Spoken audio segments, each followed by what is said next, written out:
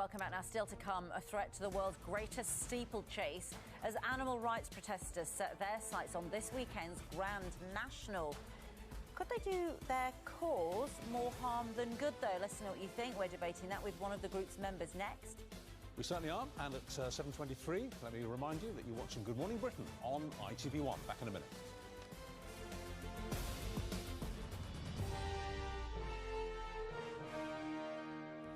So, the Grand National runs this Saturday. It's come round again. Or does it? It's being threatened by disruption by animal rights activists. They're planning to form a human barricade across the entire Aintree course. But would making one of the most popular sporting events of the year a target in that way cause more harm than good? Joining us is broadcaster Dawn Neesom, who says protesting in this particular way actually alienates the public you're trying to get on side, while Orla Coghlan from Animal Rising, which used to be called Animal Rebellion, says that this is, in fact, the best way to highlight their cause. But is it?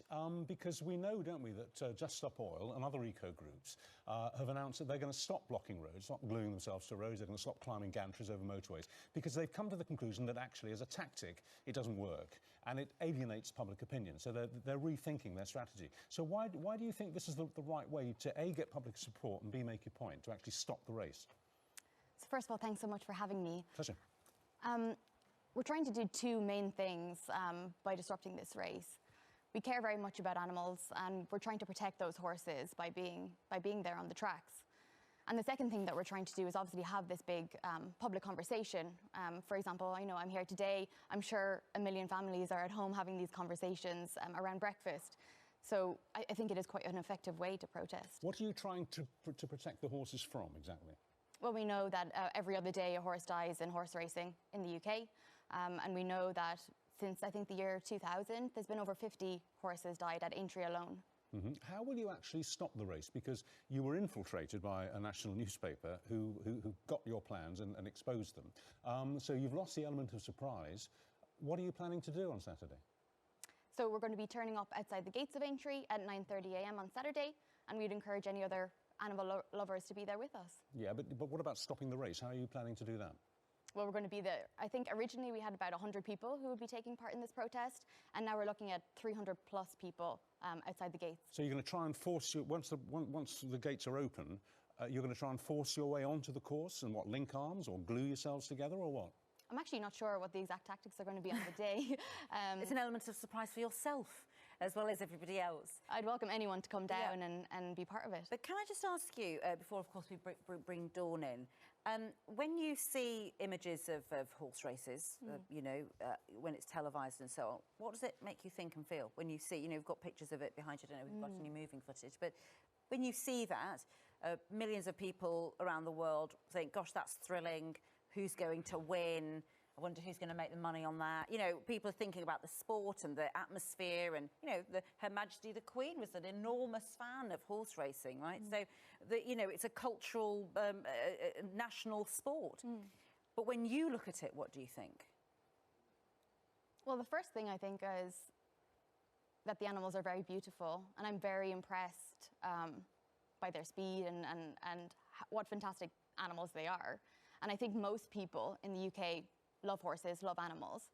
And I think people feel like they're connected to animals when they go to events like horse racing. But the real question that it brings up for me is, if we love these animals so much, then why is the only way that we can enjoy them through things like horse racing that harm them so much? OK, Dawn. Case for racing. I mean, factually, she's right. Racehorses have to be put down. Sometimes they collapse and die, and they get whipped. Of course. Look, factually, horse racing is not necessarily a good thing for animals, and I think we'd all agree with Orla that no one wants to see animals hurt or put down in any way, shape or form.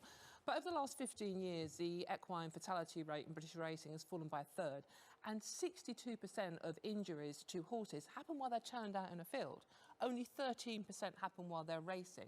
And if Orla's protest is going to be simply standing outside with placards, raising awareness of the injuries that can occur to horses during racing, fair enough. But we know from the newspaper expose that this is not going to be a peaceful protest, that the plan is to invade the racecourse, to go through with bolt cutters, to climb over the fences, to actually get on the course in front of 50,000 very passionate horse racing fans and prevent the actual race from running.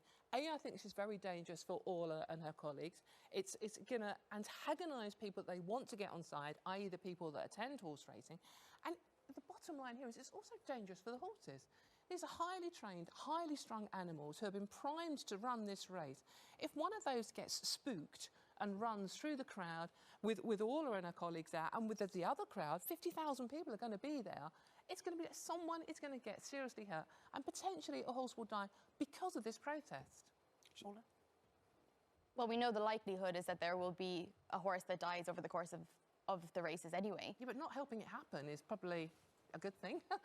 Well, it's a completely peaceful protest, and we're not walking on during the races, during the race happening. We're trying to prevent the race from happening in the first place, thus protecting the horses. What she's saying is they're not going to be doing, what was it, Emily Dickinson, and running in front of a galloping horse. Okay. They're going to try and get there before the flag goes down and stop it from starting. But the horses are there all day. They are wandering around the courses. They are being trained. They're in the training room. The horses are there. This kind of disruption, a very volatile crowd at the best of times. I mean, you know, horse racing at Aintree is almost a religion. People go there. They are very, very supportive of this. And the other thing to say about horse racing is that it raises a lot of money in taxation. I mean, I think it's like, it's several £million, I think it's £30 million gets paid in taxes by the horse racing industry. And the Veterinary Association also fund veterinary care for horses all over the place.